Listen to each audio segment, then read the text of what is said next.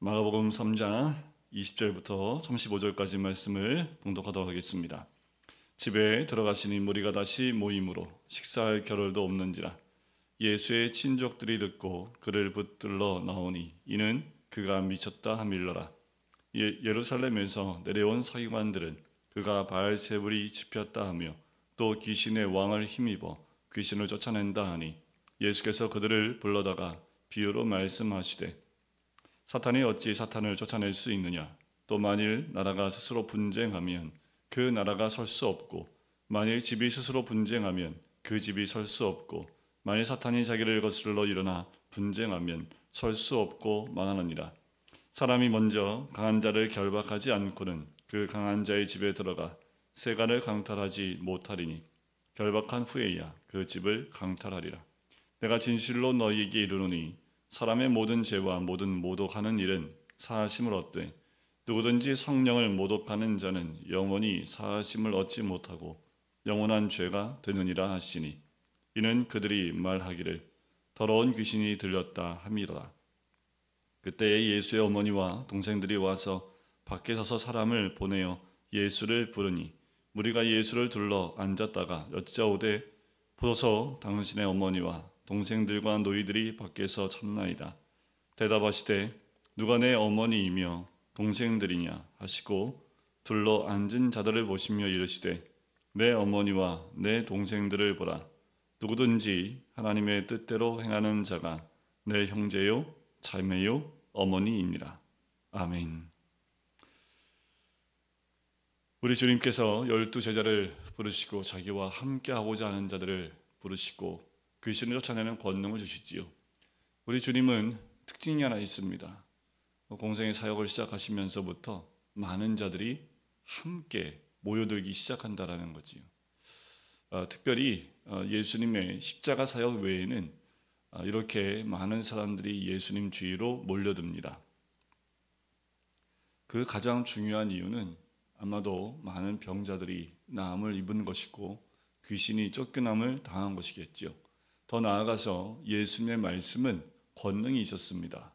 권위 있는 말씀과도 같았다 사람들이 느끼게 되어져서 주님의 말씀을 듣기 위해서 사람들이 모여듭니다. 그것이 바닷가이든 아니면 어디이든 산이든 집이든 사람들이 나와요. 거꾸로 보면 우리 예수님이 쉴 곳이 없습니다. 그만큼 주님이 있는 곳에 많은 사람들이 모였고 또 예수님을 통해서 많은 것을 보기 원합니다. 세월이 바뀌고 시간이 바뀐다 할지라도 여러분 복음이 있는 곳에는 그 복음을 듣기 위한 사람들이 있습니다. 왜냐하면 그 말씀은 생명을 살리는 말씀이기 때문에 그렇지요.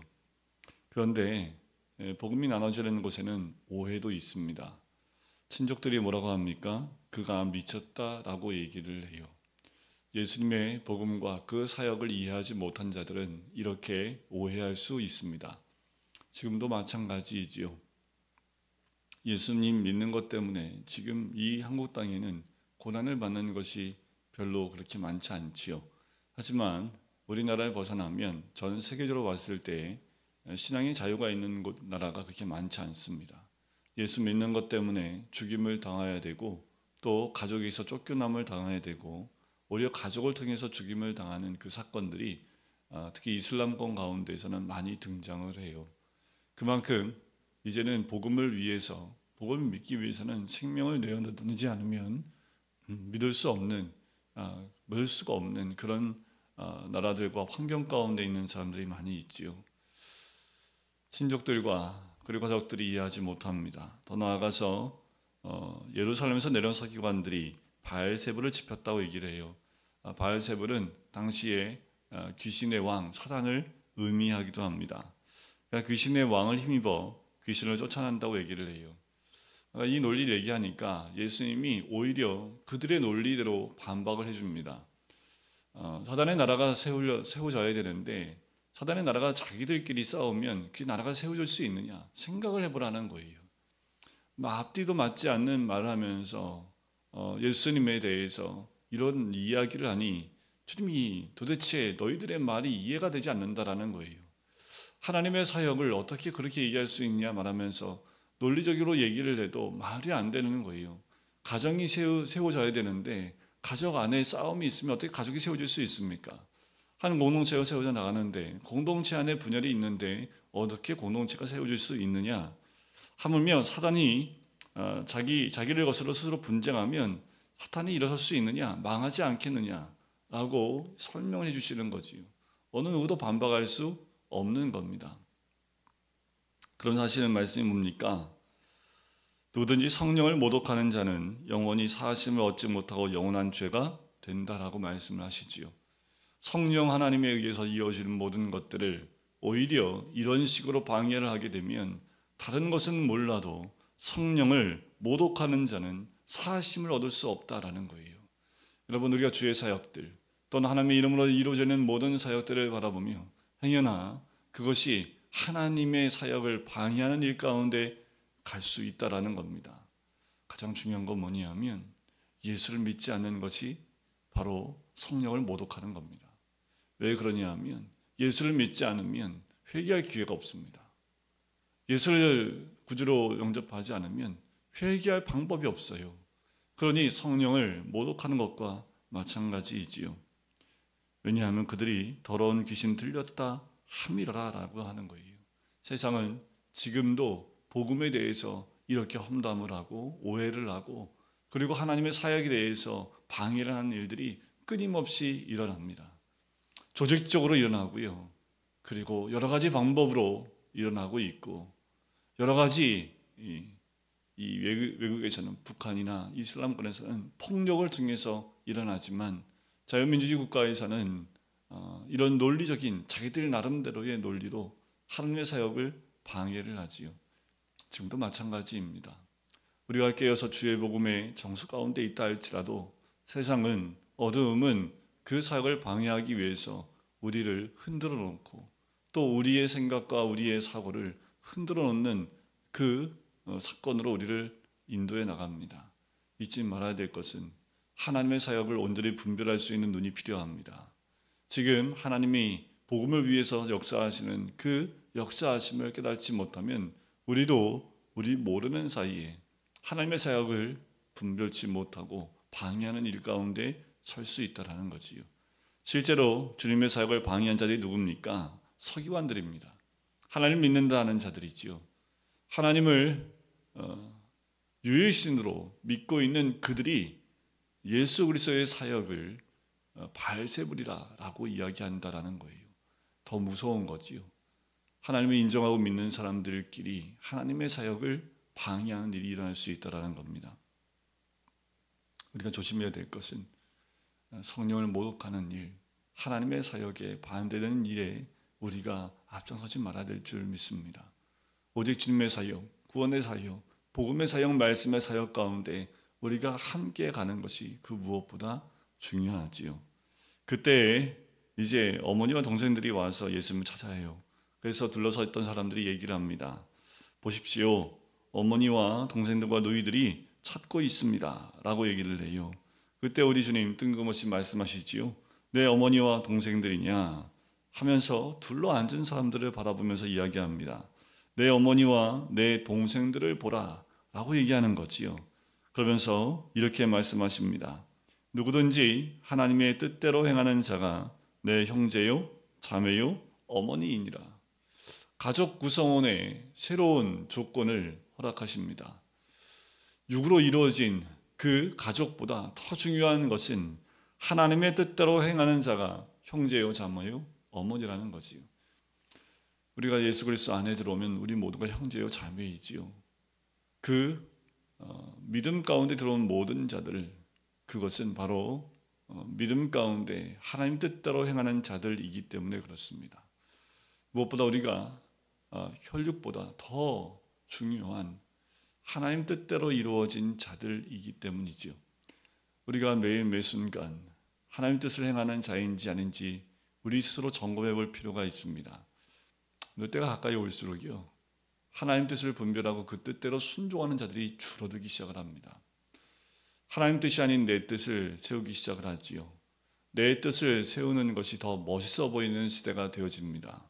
그리고 인권을 앞세우면서 사람의 뜻을 앞세우는 것이 가장 소중한 것이다, 가장 가치 있는 것이다 라고 바뀌어나가는 세상이 되어져 가고 있습니다. 여러분, 내 뜻을 세우고 또 내 생각대로 사는 것, 사람들 사이에서는 멋있어 보일지 모르지만 그들에게는 결국 놓여져 있는 것은 하나님이 없기 때문에 자기 자신을 위한 멸망의 삶으로 갈 수밖에 없습니다. 우리가 매 순간 내 뜻대로 살고 있는지, 하나님의 뜻대로 살고 있는지를 돌이켜볼 필요가 있습니다. 우리가 하나님 뜻대로 행하는 자인지, 그 뜻을 행하기 위해서 그 뜻을 따라가고 있는 사람들인지를 돌이켜볼 필요가 있다라는 거지요. 참, 이 세상은 하나님 뜻을 저버리는 자들의 세상이 아닌가라는 생각이 들어요. 참 놀라운 건 뭐냐면 그 가운데에도 하나님을 인정하지 않는, 그 예수 그리스도를 믿지 않는 자들 가운데에도 하나님의 뜻대로 움직이는 하나님의 섭리가 있습니다. 이 세상은 하나님의 뜻에서 벗어나지 않습니다. 이 세상은 하나님의 섭리 가운데서 벗어나지 않아요. 세상은 하나님을 인정하기 원치 않지만 세상의 모든 것은 하나님 뜻 가운데 있는 줄 믿습니다. 좀 있으면 선거가 있지요. 우리는 늘 기도합니다. 주의 뜻에 합당한 자가 누구냐? 그 뜻대로, 그 하나님의 뜻대로 뜻에 합당한 자를 뽑기 원하는 마음이 있습니다. 그래요, 우리가 뽑지만 하나님께 기도하며 하나님 뜻에 합당한 자가 뽑힐 수 있도록 기도하며 뽑는 것이 우리 믿는 자들의 모습이지요. 늘 그래요. 어떤 사람도 낳냐 안 낳냐 이것을 따지기 이전에 우리가 하나님 어떤 사람이 하나님의 뜻에 더 부합된 사람인지를 보게 해달라고, 이런 기도가 우리에게 필요하고, 특별히 이 시대에 하나님 어떤 자가 하나님 마음에 합한 자입니까? 이 기도가 우리에게 필요한 기도이지요. 그래서 세상은 자기 논리대로 자기한테 유익한 자를 뽑으려고 해요. 하지만 예수를 믿는 자들은 누가 하나님의 마음에 더 합한 자인가를 바라볼 필요가 있습니다. 누가 더 하나님 편에 가까이 있는 자가 인가를 돌이켜볼 필요가 있다는 거지요. 우리가 그 눈이 열려 있을 때에 우리도 그 뜻대로 순종하기를 원하는 마음이 있게 될 줄 믿습니다. 여러분들, 오늘 하루도요, 우리 모두는 형제요 자매요 어머니입니다. 왜요? 하나님 뜻대로 행하는 자이기 때문이지요. 우리가 이렇게 영적 공동체가 되어져요, 우리의 삶 가운데 그 뜻을 행할 때에 주님의 나라와 주님의 가족으로 우리 모두가 세워지게 될 줄 믿습니다. 한 가지요, 주의 뜻을 행하는 자는 세상에서 오해를 받습니다. 미쳤다는 말도 들어요. 그리고 이상한 말도 들어요. 하지만 우리는 성령을 따라가는 사람, 하나님의 뜻을 행하는 사람, 그렇게 오늘 하루도 주님과 동행하는 하루가 되시기를 주님의 이름으로 간절히 축원드립니다. 기도하겠습니다. 사랑의 주님, 오늘도 주님과 동행하는 우리가 되길 간절히 소원합니다. 세상은 우리를 오해하고 미쳤다고 얘기를 하고 또 험담하며 오해를 하지만 그 가운데 주의 뜻을 분별하여 그 뜻대로 순종하는 우리가 되길 간절히 소원합니다. 그래서 어디에 있든 어느 곳을 가든지 하나님의 합당한 자가 어떤 모습이고 그 뜻을 행하기 위하여 아버지 그 뜻을 구하며 행하는 자가 될 수 있기를 간절히 소원합니다. 하나님의 뜻, 성령의 모독을 하는 자가 아니라 성령을 따라 순종함으로 이 땅 가운데 주의 나라를 이뤄낼 수 있는 주의 백성 될 수 있도록 축복하여 주시옵소서. 감사드리며 예수 그리스도의 이름으로 기도드립니다. 아멘.